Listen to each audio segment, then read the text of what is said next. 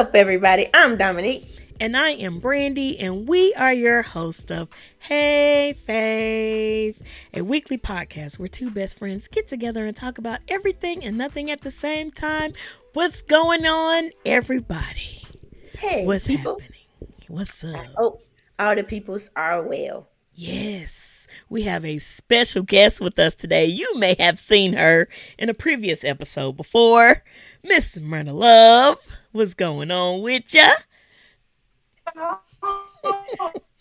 happy to be here. Yes. Yay, we're happy to have you back.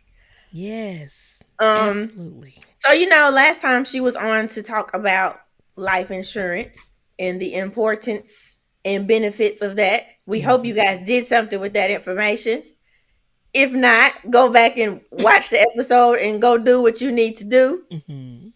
Um, but today we are going to be talking a little bit about her real estate and Airbnb journey. Like Airbnb is really popular right now, as a source of income for some, and then just for traveling for others.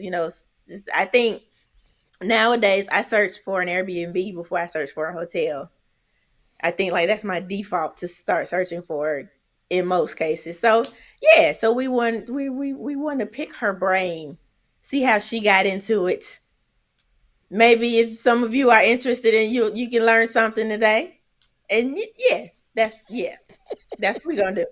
So but before we get there, first, how are you?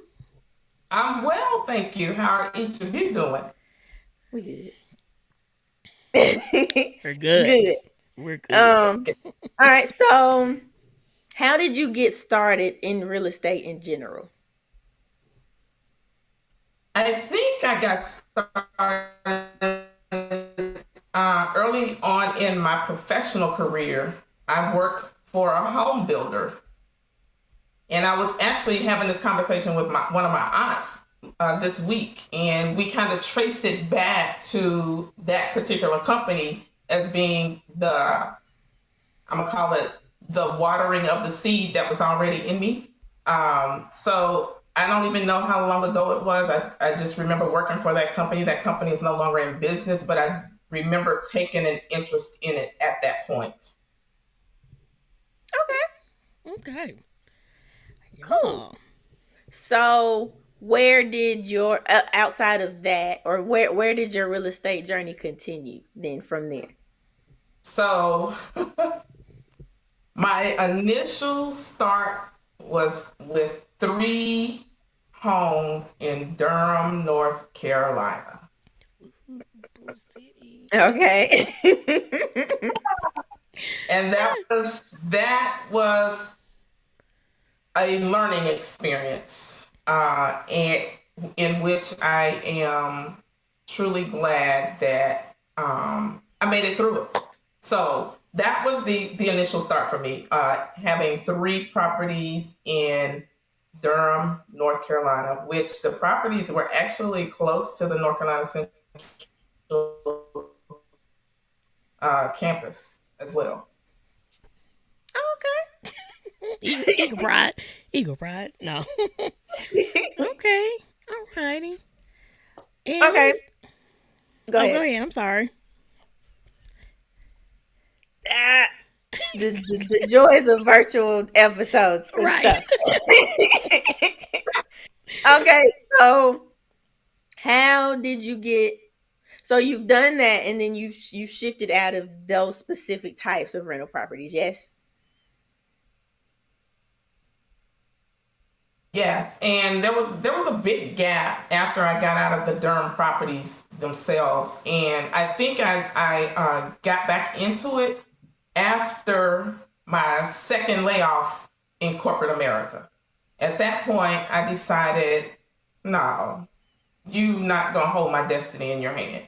When you can just at the drop of a pen, for me, you can say, you're letting me go, and Mm-hmm. I have no income. So that was back in 2010 when I got back into it, and this time I went through a training program. So that was my initial training that started back in 2010. Okay. Cool. So, okay, 2020, 2010. So now is that when the Airbnb started for you? No, it isn't. Oh, I started Airbnb as a result of being tired of being a landlord. So I got started in the Airbnb strategy, and I'm gonna call it a strategy, back in 2021. So I'm still kind of fresh into it. But first of all, Airbnb itself is a marketing platform, but we've always heard it referred to as Airbnb. So the properties are not Airbnb. Airbnb is just the marketing platform where the homes are listed to be occupied. Mm-hmm. And okay. I go ahead. So technically, it's still just rental properties, kind of. It is not the traditional rental property, because we have to be careful about the terminology we use. So in the strategy that I'm using, we call it hosting, because when we're presenting it to a landlord. So let me back up. Let me explain the strategy, because Okay. there are different strategies that you can use in the quote unquote. It's really short and mid-term rentals. It is rental, but it's short and mid-term. So the strategy that I started out with was, my niche market is professional travelers, meaning traveling nurses or corporate America travelers that are coming from one wherever to the city and need housing. And instead of sending them to a hotel,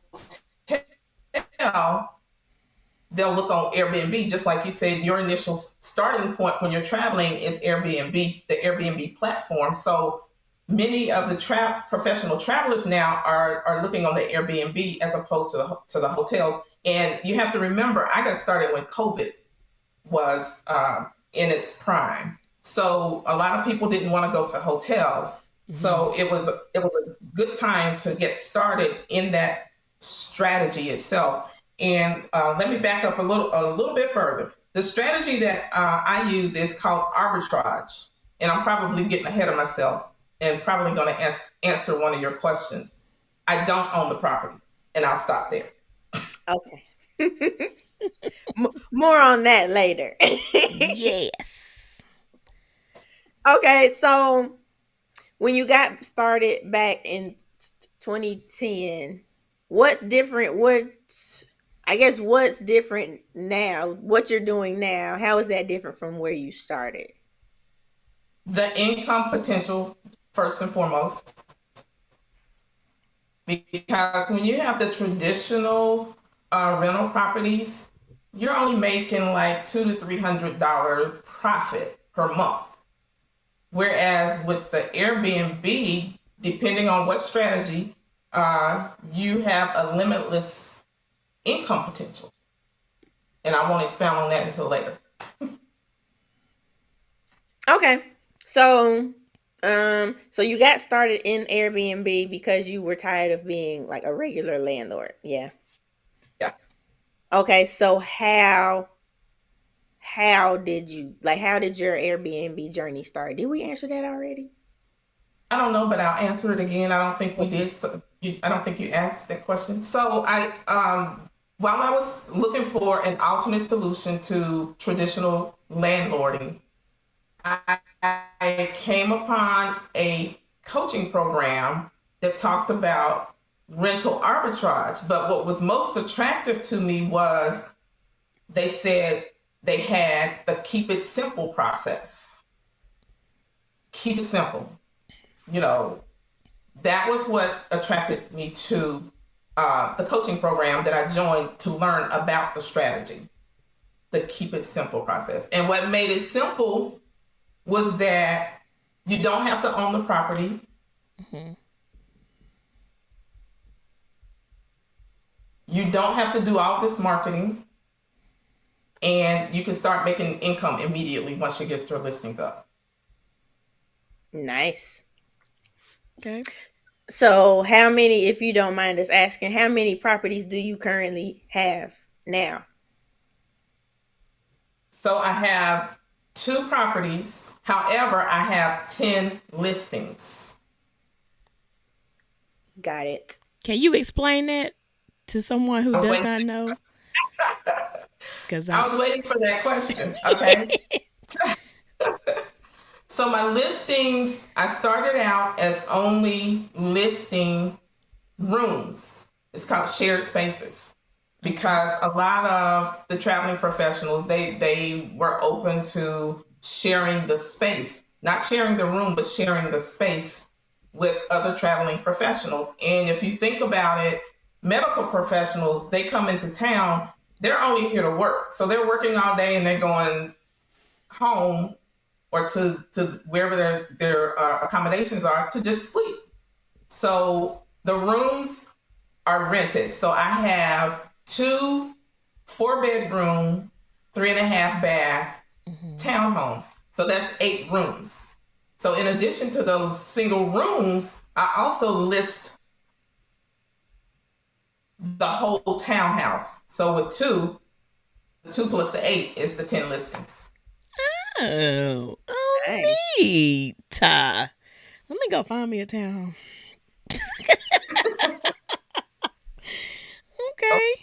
Okay, neat. Okay, so you started, you said 2021? Yes. Wait. The latter part of 2021 was when I got into the coaching program, October 2021. I got my first lease 2 weeks after I started, and I launched the first unit in December of 2021. Okay. So in those past almost 2 years, are there any like big successes that you want to share? I would say it's a big success that I'm still in business. Number one, most businesses don't last past the first year, so I'm happy to say that I'm still in the business. Congrats. Um, a second success would probably be that I'm gonna say 98% of my guests have been satisfied. Okay. So I have great reviews. I'm a super host, and I gained super host status after the first quarter that I launched the first unit. Neat. Nice. I What does love that it. mean to regular people? To Superhost. regular, that means it means so to get super host status, you have to maintain good reviews, excellent reviews, and not I haven't had any cancellations. Okay. Yeah, and what is the other qualification? Those are the only two I can think of. Okay. Nice. Hey, that's good. So, um, while doing just real estate and going into Airbnb, doing Airbnbs or short term rentals, mid term rentals, what are some lessons that you have learned while going through this journey? So one of the first things that I've learned, there are a lot of coaches promoting passive income. Passive income is when you yourself don't have to do anything and the money just comes to you. Just sleep. Yeah, while you're asleep. So that does not happen when you first start. It does not happen because in order for you to be able to hire somebody to do anything in the units, you have to do it yourself. I had to clean my units. I had to clean my rooms. I have to approve the reservations, the bookings, because I don't take all the bookings because I screen. And it got tiresome because, as we said, short-term rental, if you just have a 2-night booking, after 2 nights, after their 2 nights expire and somebody else has booked for that third day, you got to go over there and clean their room. So that's tired. That's definitely not passive, right? Nope. But I have hired a cleaner. Yes. Yeah, I've hired a cleaner. I'm still not 100% hands off, but I'm happy to say this summer I've been booked. Both units were booked for 5 months That's each. good. Nice. Nice. So it was kind of it was hard for me not it was hard for me to be hands off, but I've been hands off. So it has been passive for the 5 months. How about that? Okay. Nice. So go I guess this will be going into how to get started. But yeah, this we'll just go ahead. So how can someone like us, regular people, that has no idea how to even do this, how can we get started if we are interested in doing this? I strongly recommend that you get into a coaching program Okay. that is suitable for you. Um, because why not learn from somebody that's already doing it? Invest in yourself. You will earn that money back and more if you're in the right program and if you do what you need to do. So you don't have to have real estate background to get into the business. Just get in a coaching program, be coachable, and just follow the steps. Okay. All right. And I know you mentioned um when you first started that you had to clean your own properties and things like that. Are there other um services that someone would need to get their property together before the next booking other than cleaning services? Is there any other services? I don't know. No. Yeah. Well, for me, because I'm in an HOA community, I don't have to have the lawn done or anything. Okay. And yeah, and one of the key benefits of doing rental arbitrage is that when there is a huge maintenance issue, you're not responsible for it. The owner is. Okay. That's Yeah. very appealing. Yeah. Yeah, I Yeah, bet. and I will say that I had HVAC issues early back in the spring, and they had to get some major part replaced. I didn't have to do that. That's Awesome. good. I had to pay for it. That's awesome. Now, do you do all the setting up for the next booking, like I guess special features or things like that? I know that some people have like a gift basket for their bookings and things like that. Do you do any of that type of stuff for I your don't do that. property? I don't do that for I don't do that. I did it I did it one time when I started listing the whole unit because a family was coming in and I knew they had kids and stuff. So I did create a little gift basket with snacks and waters because I knew they were traveling from afar. So I Okay. did do a basket for that for the family that came in. Okay. All right. All right. Let's see. Do you have to own a well, you've actually answered this kind of. Do you have to own a property to host? You do not have to own the property to host, but the landlord does have to agree to allow you to use the property for that strategy. So Okay. that's where it's important to build a relationship with the owner. Be very specific about what you would be using the property for, and make sure it's documented in the lease what you'll be doing, and that there's a mutual understanding. Okay. Yeah, I'm glad that you said that because I don't know why I thought that like if I'm renting out a property that I can just do whatever I want to with it, whether I'm having somebody else rent it out and they're basically paying the mortgage or whatever. So yes, talk to your landlord and whoever you're renting from. Yes, Good absolutely. stuff. Good stuff. Okay. So so you're renting with the intent to host. Like I'm it's set yes, up that way. I'm renting with I don't want to say intent because that's actually what I'm doing. Yeah. So with the purpose of hosting guests, hosting traveling professionals when they come yeah, come into town. So yes, that is the purpose of my getting the unit, and that's why I'm very particular about the area that Mm-hmm. I select the units. And right now, I'm in the process of expanding, so I'm moving into the corporate, what do you call it? Corporate leasing now, which is very Okay. different from subleasing. So I'm looking for apartments now to secure to provide accommodations for traveling professionals as well. Nice. Neat. Love it. So, how different, I guess, how different is like if you're trying to rent either an apartment or like a house or something, how different is that from just going in and you were renting it for yourself? Like, is there a big difference?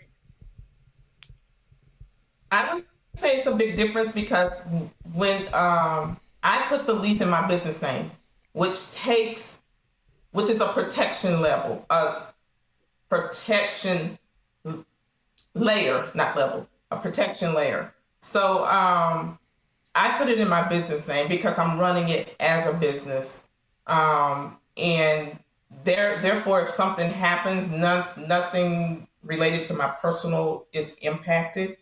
Um, so that's really the only difference. And the advantage of being on the Airbnb platform is that Airbnb has what is called air cover, which is insurance, and they provide a free $3 million coverage for anything that happens in the units by guests or with the unit while guests are there. So you don't have to get outside coverage. And that's a lot more than one would probably purchase as rental insurance itself. So that's an added benefit for being on the Airbnb platform. Neat. Okay. Okay. Um. So since you earlier you said Airbnb is just a listing platform, pretty much. Does that mean you can also list your properties in other places to be like booked directly? Yep. So there's like Verbo, there's Booking.com, there's something called Peerspace. What are I think Guesty is might be one, but there are several platforms. But where I'm headed to now, in addition to Airbnb itself, is to having a private booking website myself. Because if you know since you book on Airbnb, there are fees associated with using their platform. Yeah. So going to a private booking site myself, it's more economical for the guests, which means it will draw more traffic to your website, Yeah. hopefully. Okay. Neat. And you get to keep more of the money. Yes. And I Absolutely. absolutely. Oh, Cool. that's some good revenue. Okay. One other question. So, you mentioned the HOA a couple of times, like, and it being like pretty much a benefit in this case. Do you recommend anybody like trying to host? Do you recommend an HOA over a non-HOA property? I do not, the reason why is because no, I don't make a recommendation either way. What I do recommend is if there is an HOA, I recommend that if you're leasing from a landlord, ask them to connect you with the HOA so you can get a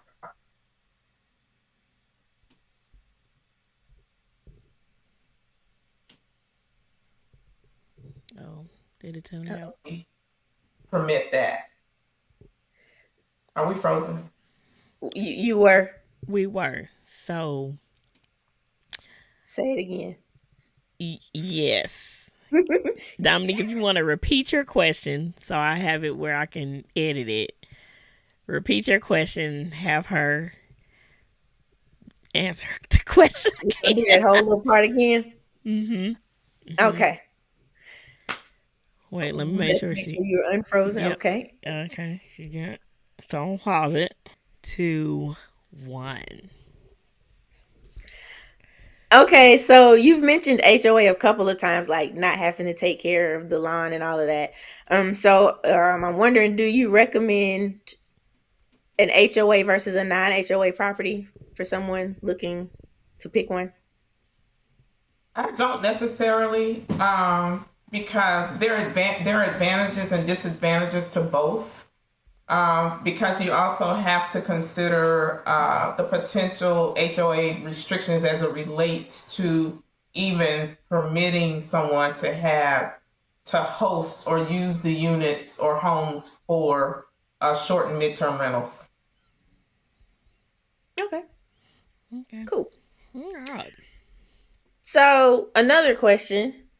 We Brandy had asked were there any other services you had to pay for, and you said cleaning was like the only one. So does that mean rent and your cleaning service are like your only expenses? No, so you do have the utilities, of course.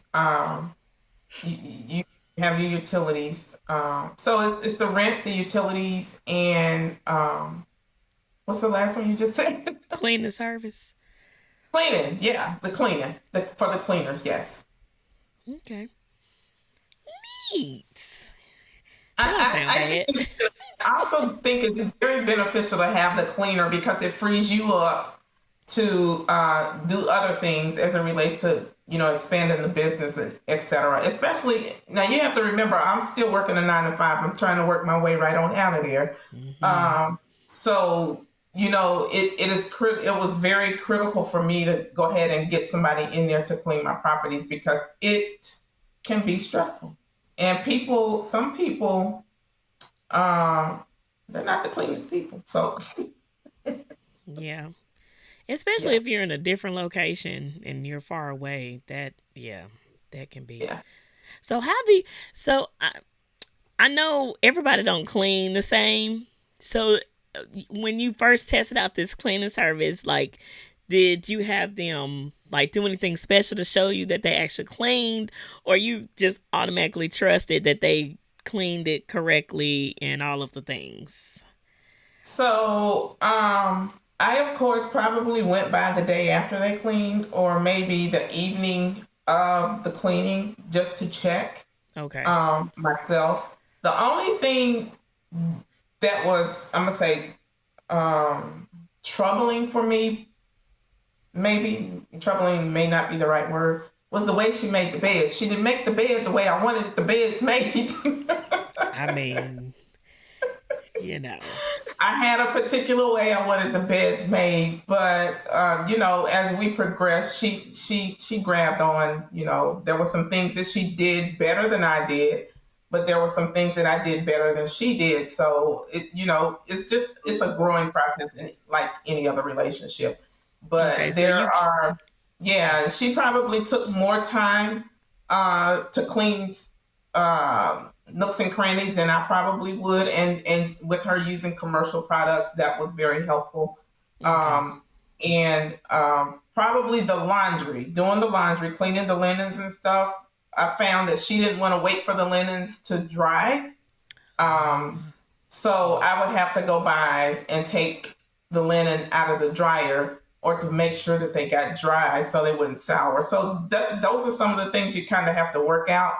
And I'm even considering like getting a laundry service to start, to handle that. Now, and this is just me, I guess. Now, if you're paying a cleaning service to do, like, are there like different tiers of cleaning, or it's just like because like if you're being paid to do this type of stuff, why not do it? Is that just me being petty? I don't know. It's I don't know it's because I would think that whatever you've been hired for, that's what you would do. I don't know. Maybe just hire me. yeah. You can hire me. You want to hire me? I'll clean your Well, the thing, properties. and I get it. A drying cycle can be an hour to an hour and a half with linens. which Okay. means they would just have to be sitting there because they've most likely already cleaned what they were going to clean, depending on how many wash cycles they have. Because sometimes it's just one room they're cleaning, so they're cleaning room by room in the common areas. So you just, and I already, since I have linens for them to put on the bed after they take that off, a lot of times they're finished before even the wash cycle completes. So So I'm I wondering, like, would there be? I'm sorry. So this, um, like in my brain, I would probably start with the washing of the towels and linens and stuff while I'm cleaning the rest of the house. But that's just in yeah. my brain. I don't know if that's what I that's That yeah, and that's logical, and that's what they do. Pull the linens off the bed, and pull it's the still towels taking. out of the bathroom, put them in the washer.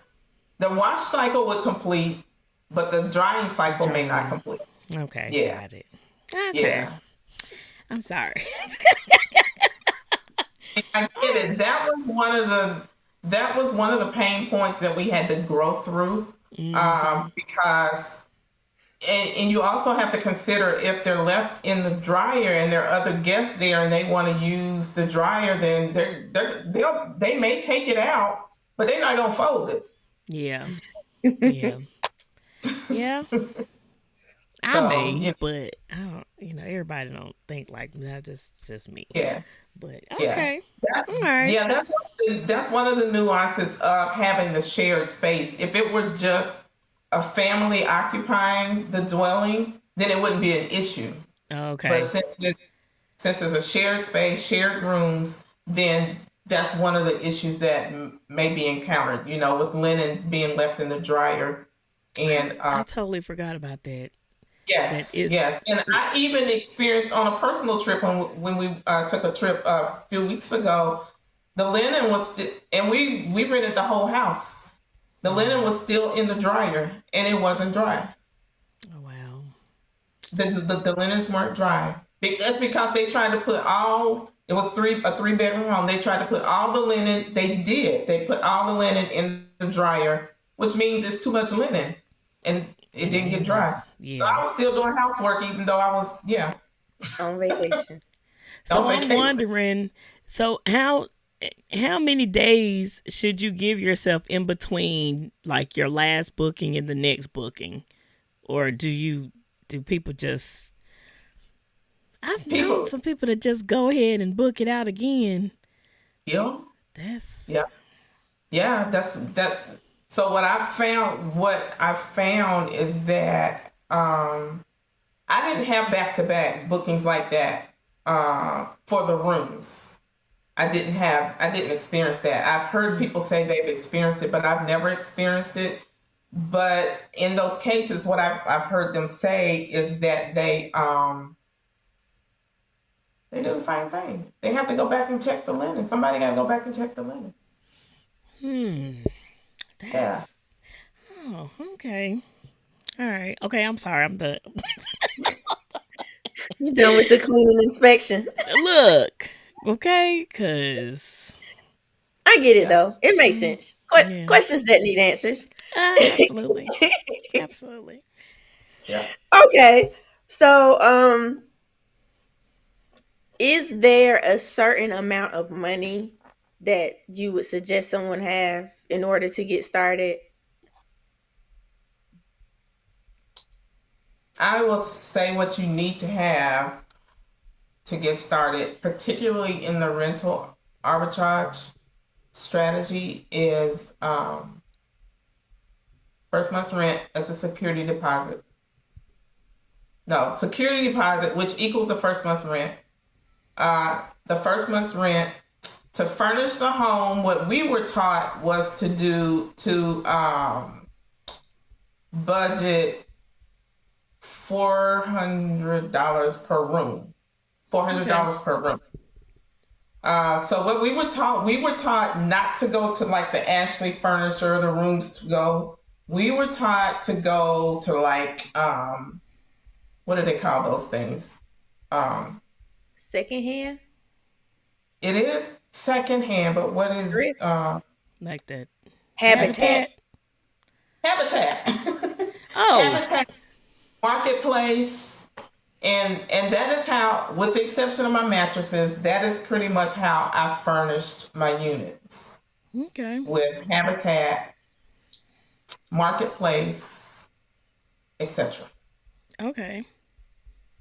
Yeah. Hmm. Okay. So, So for the 4 bedroom, 3.5 bath. So you got the living room, the kitchen, the 4 bedrooms, the bathrooms. So let's say $500 times eight. What's that? $4,000. what you say? I blanked for a second. Five Five hundred You hundred dollars times 8. times 8 rooms. this yeah, 4,000. $1,000. So $4,000 to furnish the home. Okay. Yeah, it Plus, depends if you want to do like luxury or whatever. So yeah, it depends on what you want to do. Okay. okay. So yeah, and it also depends on the total you need depends on where you're renting also, pretty much. Yes, absolutely. Absolutely. So pretty much to find out how much you need, do the 400 per room plus security deposit plus first month's rent. Yeah. And that'll Yeah. tell you how much you would need to get started in a certain area. A lot of money. Yeah. Yeah. Well, I mean, it's not in if you think of it in perspective to owning a property itself, owning a property, you got to have at least 20% down to get the home itself. Hmm. So if, I mean, the average price of a 3 bedroom 3-2 is what, 300 and 300 3 to A lot. 350. Yeah. So in comparison, it's not a lot. It's not a lot, and it's this is not, this is another discussion. That's where it comes in that it's beneficial to have business credit, and that's why it's beneficial to start the business in a business, a structured business itself, a legitimate business, because you can get business credit, and you won't have to use your own money to start up. Okay. Makes sense. Mhm. Makes sense. And you can do this with just a regular LLC, or is there some special stuff you got to set up? LLC, you can do it with a regular LLC. Hmm. Nice. All Come on, Dominique. Let's get us a property. right. Hey, Fave Properties. Hey, Right. Fave Rent. Right. At the And beach. Let's go to you the guys are in beach. a good area for it. I was doing some study and researching, and I saw that Burlington is booming as it relates to short and midterm rentals. It's Hmm. area. I It's one of wonder the why. fastest I will. growing because it's between Greensboro and Raleigh, Correct. True. Correct. growing area. So I'm thinking about that area myself. Okay. Neato. Cool. Neato. So good to know.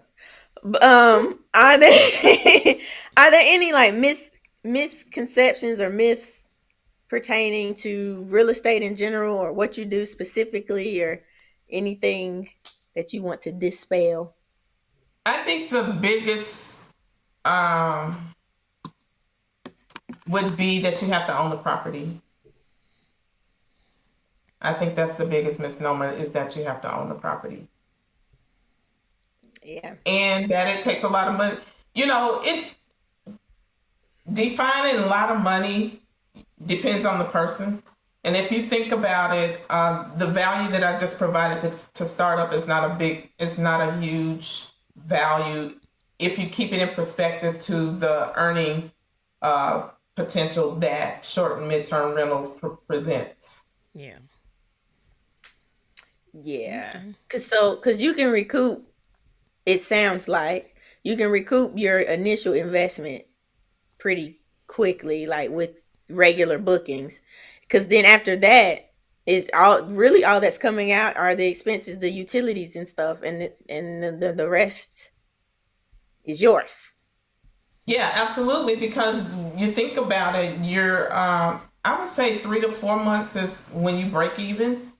And if Okay. you think about it, you're actually paying the rent and expenses out of the money that you're making off of the guests. You're not paying out of your pocket. That's neat. Yes. Hmm. That's that's good. Let's make you think. You Yes, So please would think you about it. hmm so do you recommend like this method versus owning buying and like owning to rent out?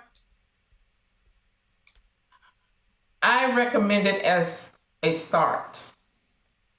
And the more you expand and the more income, revenue, and profit that you're making, then you want to start securing it as ownership because that's when it becomes an asset. We want to be owners and we want the assets.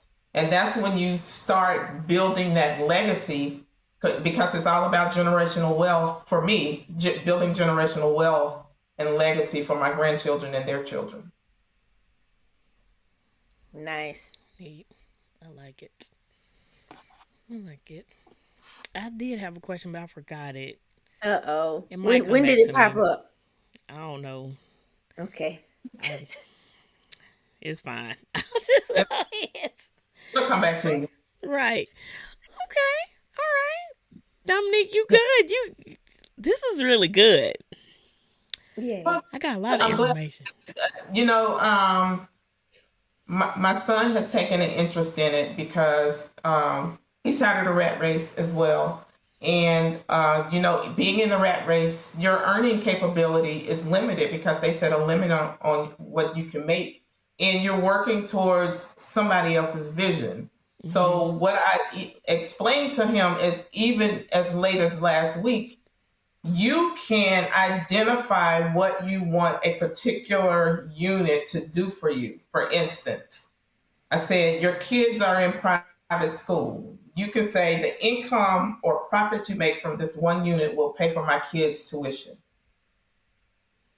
Your next unit can pay for what? Vacation, I guess, or a car. So Yes. start labeling what your units, what the revenue and profit will go towards, and be focused on that. And that way you are building the generational wealth and the legacy. Sounds good. I You like could it. use that tip for anything outside of like your regular job income if you have it anyway, right? Like, Absolutely, absolutely, absolutely. But real estate itself, especially if you own it. Okay, so think about this. People are going to travel first and foremost. Hmm. The medical professionals having to travel because there's a shortage of help everywhere. So they're going to need housing. Um, if I were going to host a student, it would be a master's student. So it's somebody in a master's or a PhD level or professors or whomever. They're always mobile as well. So there is always a need for housing, and everybody doesn't want to go to a hotel because just like Dominique said, her first choice is always to go to Airbnb, and that's always my first choice too. So you can label it like she said. You can label almost anything that you're doing outside of your 9 to 5. Um, to go towards a particular focus, whether it's vacation. Also, I love to go on vacation. So just label it in that manner, and it'll help you identify how many units you need to obtain to attain the goal that you're working towards. And that's the fastest way to do it because you're not going to do it on your 9 to 5. Period.com. You can't do Sucks. you right. it. It really Uh, does. that's Really. well, shoot. I got me a lot of information now. Get my life Good. together. Get this rental property. Lord. Oh, yeah, this is really good. Yeah, I really appreciate you, sharing your knowledge and everything with us about rental properties and things like that. I really appreciate it. Thank you so much. You always Well, bring good information. implementation. Yes, absolutely. Well, guys, Dominique, you have anything else? You good? I'm good. Okay, guys, this is a good episode. I hope you guys enjoyed it. Thank you again, Mrs. Myrna, for How, where coming. can we find her? I forgot. Oh, We should yes, yes. Where can we find you? Okay, I can be found on Facebook as it relates to my real estate at Legacy Property Solutions LLC Mhm. on both Facebook and Instagram. I also have a business page called Intentional Living with Myrna, where it is currently focused on motivating and affirmation because we live in such a negative world, and I'm all about sharing the love of God. And most of the things that I post come directly from Scripture, and most people don't realize that God Himself, the Bible is a business book. And a lot Absolutely. of the scriptures or a lot of the quotes or whatever I share has to do with what God has promised for us. You know, He's given us everything that pertains life and godliness, and the Bible is one of the books, is the most closed book, whereas it should be the most open book because it is our instruction for life. So Oh, yeah. I can be found at Intentional Living with Myrna. My personal page is Myrna Mills Love. I think that's right. So yeah, I can be found on both Facebook and Instagram, and I also have a LinkedIn page for the business as well, Legacy Property Solutions LLC. Okay. And we'll definitely put all of that, all of her information in the description so you guys can check her out. Go ahead and get you some inspiration, honey. Okay, because she come with Inspiration the and info.